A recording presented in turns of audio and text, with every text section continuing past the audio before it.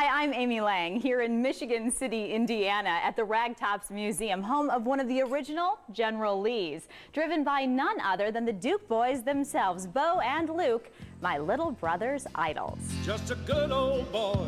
David Lang was about 4 years old when the Dukes of Hazzard went on the air, and while other kids were still watching Sesame Street, David got hooked on Hazzard County. I think he just liked those Duke boys. They were good boys, and he thought they were a lot of fun.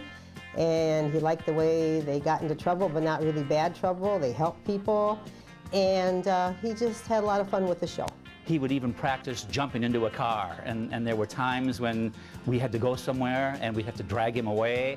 I think there were times when we were late to different things. I think we were late to a graduation one time. I think we were late one time because he was practicing. I think he hurt his knee jumping into the car. We were late to a funeral. In fact, David was so into the General Lee, he would draw pictures of it and give them to our Grandma Dorothy, but she wasn't really a fan. You know, I never did like that show, and that Daisy Duke, she looked like a hussy in those short shorts of hers. Hope you don't mind if I go skinny dipping. But that didn't matter to David. He loved Daisy and was inspired by the Duke boys, and even by Sheriff Roscoe P. Coltrane.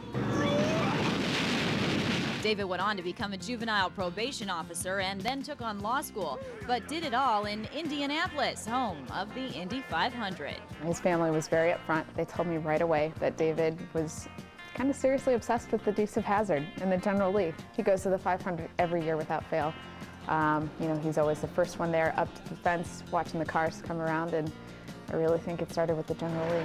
So who better to be vice president of the Dukes of Hazzard Institute than this devoted follower of the Dukes? Here's the thing.